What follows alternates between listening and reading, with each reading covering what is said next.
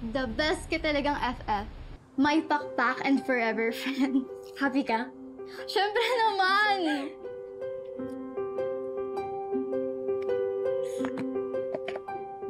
Ang babongga ng bagong supplies ko.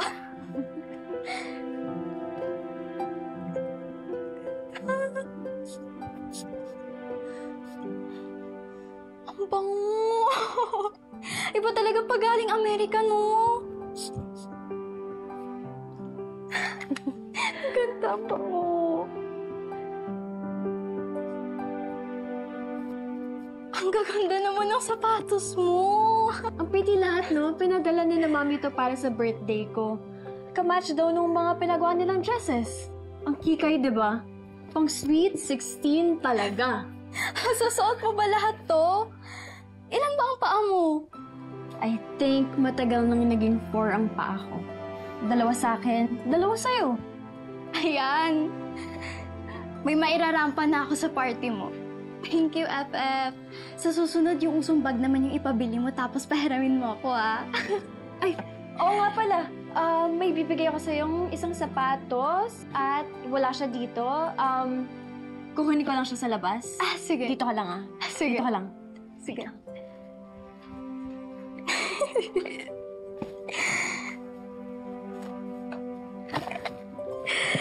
Kaganda. Merienda. Ba't? Yung batang to? Ano na naman yung nahakot mo? Ang galing-galing mo. Alam mo ikaw, masahol ka pa sa akyat bahay gang. Alam mo yon, ha? Talagang sumasalisik ka kapag wala ako, tapos malalaman ko na lang na harbat mo ng lahat ng gamit niya. Ha? Hindi ko naman po ninakaw to kay Gina. Bigyan niya po to sa akin. Eh kasi, inuuto mo siya. Akin na yan. Akin na Sandali yan. lang po! Nabasag niyo po tuloy. Ako? Tita, huwag din na pong bawiin kay Betsy yan. Sa kanya na po yan. Ikaw kasi bata ka, nananamantala ka, ha? Sa totoo lang, hindi na dapat umaabak ang paa mo dito sa bahay namin na to dahil matagal ko nang sinisante ang nanay mo. Wala kayong ginawa kundi bumali ng bumali. Puro kayo abusado. Huwag ka nang babalik sa pamamahay namin. Naintindihan mo? Huwag ka nang babalik dito. Tita, huwag niyo naman pong pagbintangan si Betsy ng ganyan. She's my friend. And hindi po ako papayag na pagbawalan niyo siya na pumunta dito.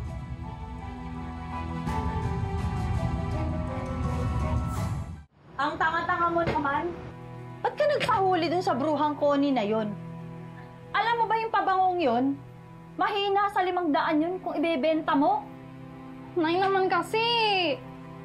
Nasaan na po yung red dress?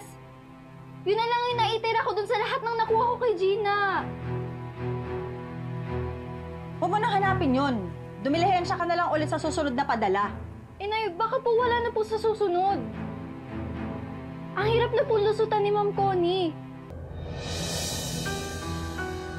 Ganda. Bagay na bagay. Betsy! Ba't mo sinuot yan? Di ba sabi ko yan na gagamitin ko my birthday? Ito na ba talaga napili mo? Parang luma na kasi ito eh. Pwede mo na nga itong i-donate sa akin eh. Betsy, no. Pinapahiram ko na nga sa'yo iba kong dress. But not this one. Ah, ganun. Sinusumbat mo na yung mga binibigay mo sa akin. Hindi, Betsy. Willing naman ako i-share sa'yo lahat. Pero I already told you, this dress belongs to my mom. Eh, hindi ko naman inaagaw eh. Sinusukat ko lang oh. Medyo masikip pa Betsy, nga. ano ba? Teka nga Hindi natin ang mami ko. Kumparin mo na Teka, kaya. sigawan! Oh, ito na! Ito na! Ito na! Ito na! Sige na yan! Sige na yan!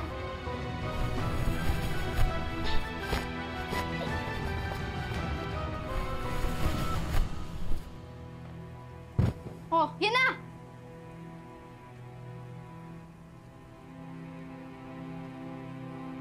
May sentimental value yung dress na to ka na mami at daddy tapos sinira mo lang? Eh, kasalanan mo! Hila ka ng hila eh! Akala ko naman kasi pwede kong isuot yan! Tapos biglang inaagaw mo? Bakit ako pa yung pinapalabas mo ng mga agaw?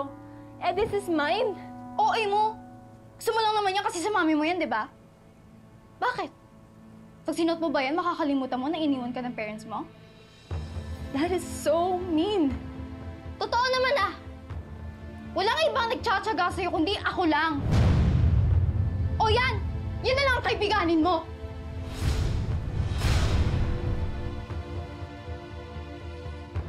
Wait, aalis ka na?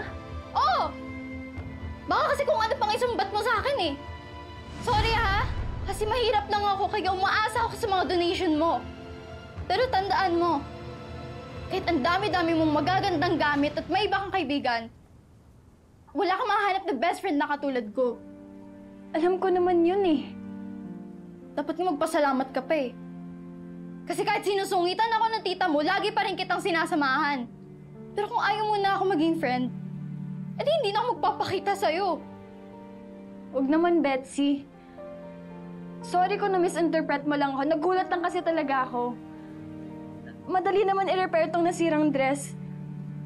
Pero pag yung friendship natin ang nasira, ang hirap nang ibalik nun. Ikaw ang dapat sisihin pag nangyari yun. Kasi sabi mo noon, hindi mo ako pagdadamutan, di ba?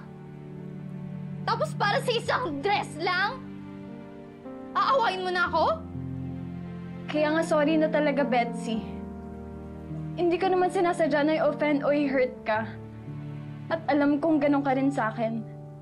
You've always been loyal to me. Yun na nga eh.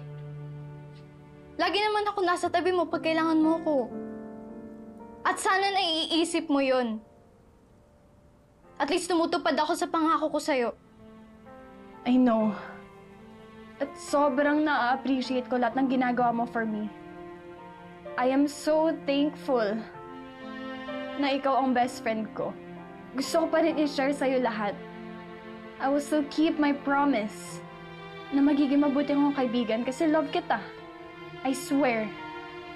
Ayoko na mawala ka, Betsy. Talaga?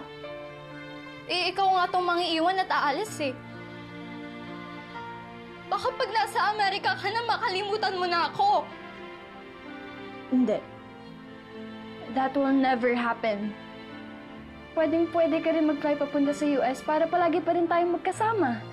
So I hope forever friends pa rin tayo. Alam ko naman na hindi mo kaya na wala ako eh.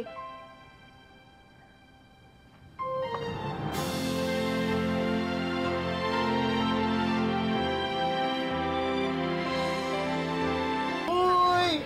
Mukha na kayong in love! Mabuhay ang bagong kasal!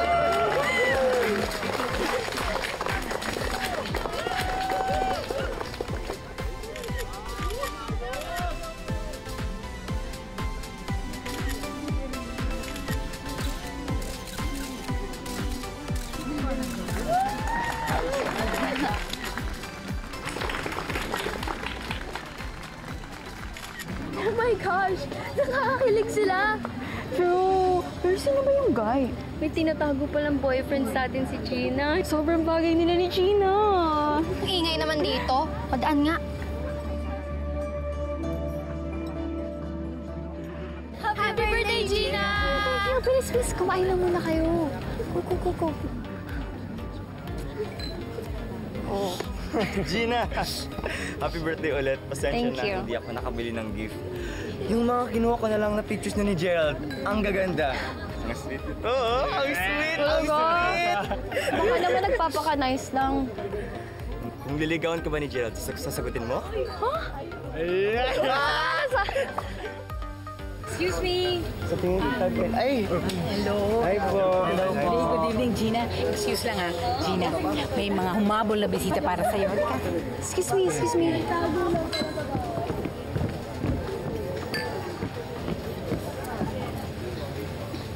Ladies and gentlemen, give a huge round of applause for Mr. and Mrs. Rodriguez.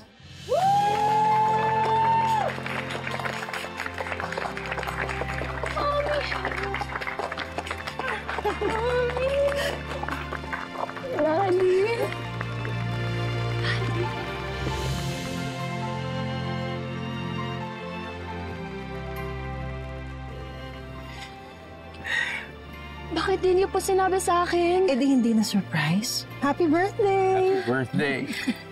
And this is for you. Yeah, open it. Dad! Mom! Thank you po. Did you like it? Ang ganda po. Nasip ko sa'yo. Okay, so, bagay na bagay sa'yo ito for sure. Hinahanap pa namin ang mami mo to. This is a perfect necklace for you. Okay?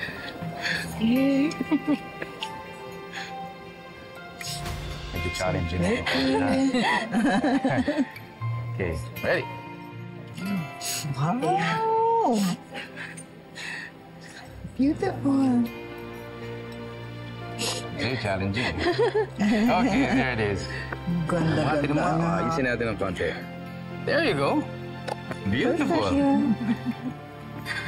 Kahit na gusto ko po sana na nandito kayo, hindi ko po in-expect na uuwi kayo. Ito po yung wish ko lagi eh. Tuwing birthday ko, na sana makasama ko kayo. Kaya thank you, Mom, Dad. Thank you po. I'm sorry. Dahil alam namin yung mga mahalagang araw para sa'yo ay hindi namin napupuntahan ng mami mo. I'm also sorry na kuminsan nararamdaman mo na nag-iisa ka at hindi ka namin mabalikan dito. I'm sorry also for the many excuses na hindi kami makapunta at para makita ka. We're always here for you. And anak, just naiintindihan mo naman kami ng daddy mo, right? We just want you to be happy and successful in this life. Na-appreciate ko po yun. I am so thankful po sa inyo. But being loved by you is more than enough to make me happy.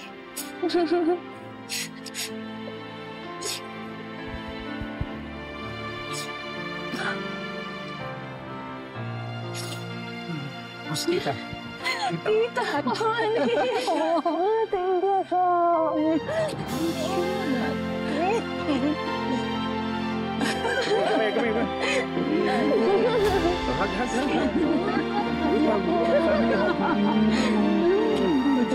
Okay ka na.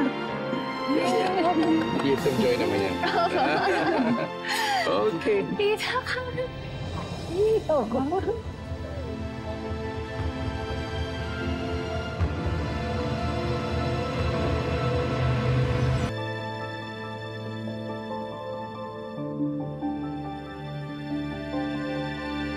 Gerald!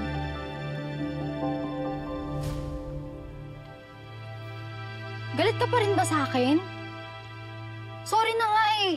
Hindi mo naman kailangan mag-sorry. Anong magagawa kung tropa lang ang tingin mo sa akin, di ba? Ganun ba yung dating nun sa'yo? Eh paano kung sabihin ko sa'yo? Nagusto din kita. Ibig sabihin ba nito, tayo na?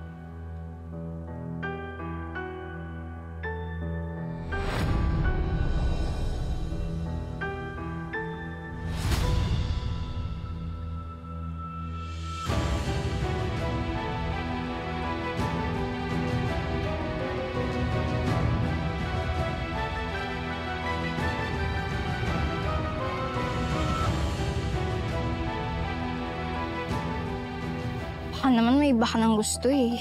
Wala. Ikaw lang, Betsy. I love you. Noon pa.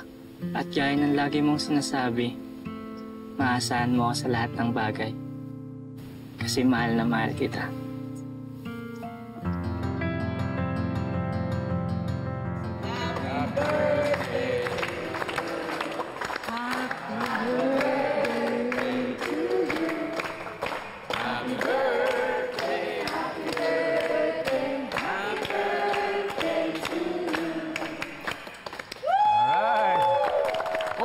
Make a wish?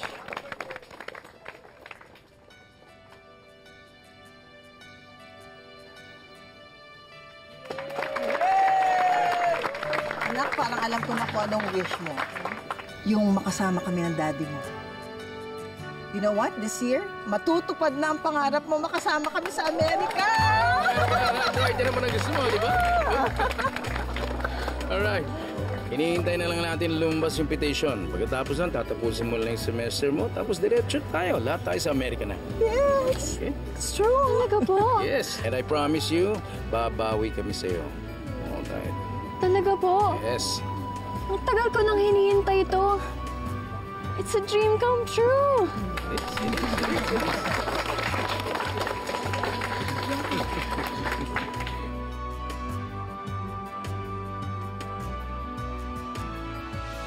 Happy birthday! Birthday! Happy birthday, happy birthday. Happy birthday.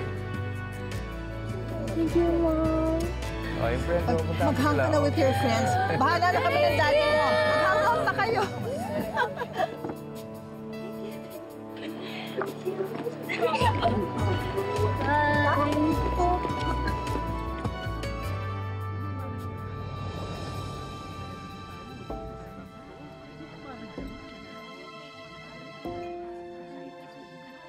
Anak, you okay? You alright? Yes. Super. Hindi ko po in-expect to, pero biglang ito na. Titira na ako sa US. Good. Yan naman ang gusto mo talaga, di ba? So, nagulat lang po ako. Yeah. Okay. I know, makasanayan mo na makasama ang mga kaibigan mo dito sa Pilipinas. But I want you also to open your doors, meet new friends, do new things. Okay? Gusto ko maging masaya ka. That's all I want.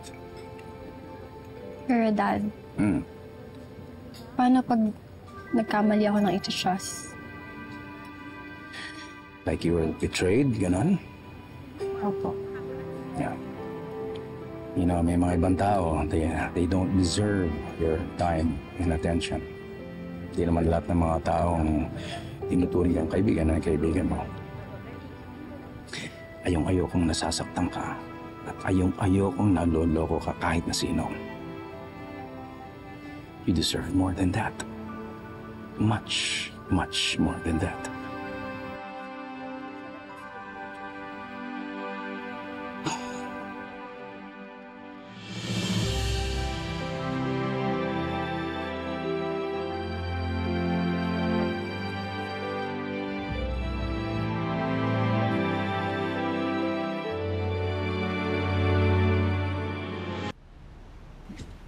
Registered nurse ka na pala?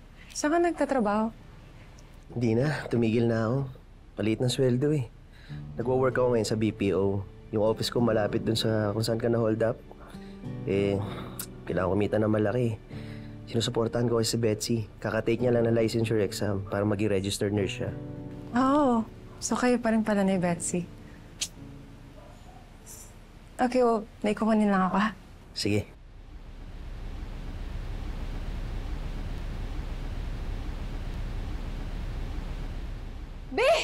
Oh, Be, anong nangyari sa'yo, Be? Be, bakit ka naman kasi dumaan doon? Ano nangyari sa'yo? Sorry, Be. Ano bang ginagawa mo? Bakit ka dumaan doon? Eh, mas tipid kaya doon. Isang sakay lang, di ba? Doon ako sumakay. Tipid nga, pero tegi ka naman. Be naman eh. Tegi, buhay na buhay nga. Eh, wala to. Malayo sa vital organs.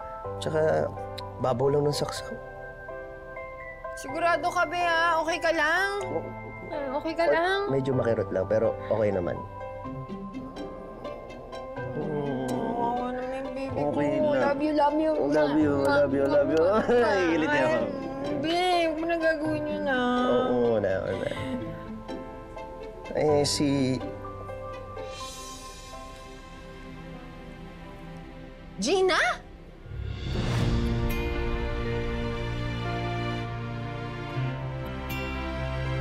Hi, Betsy.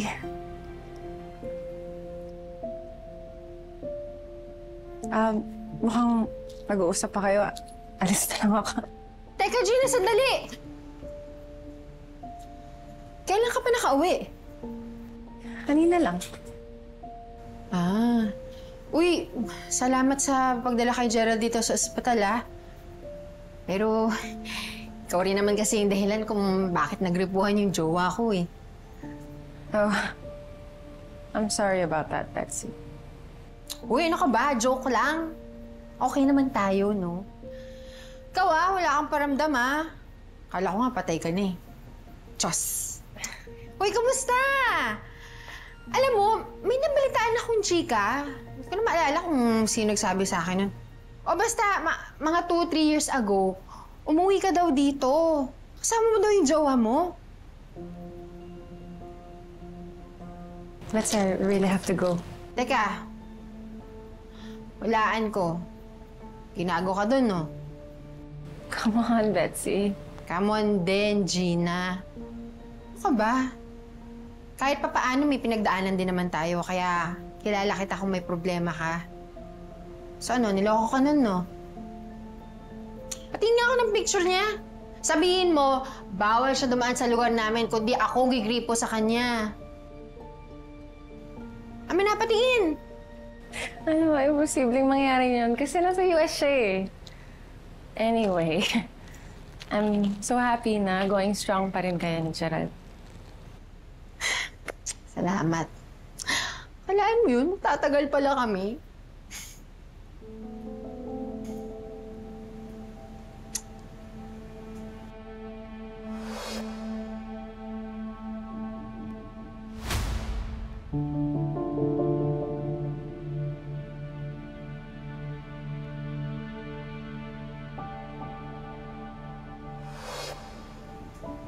Regina, galit ka pa rin ba sa akin? What? No! You know, ang babata pa natin nun. And naalala ko pa nga, nalaglag pa tayo sa pool kasi nagdadrama tayo pareho. I mean, it's so stupid. Oo nga, nakakahiya tayo. Uy, pero sige nga. Kung talagang hindi na masama yung loob mo sa akin. Catch up naman tayo. Bibigay ko sa yung number ko. Sige. Here. Yeah. 9. Ayan. Text mo ko Ako, Ludi.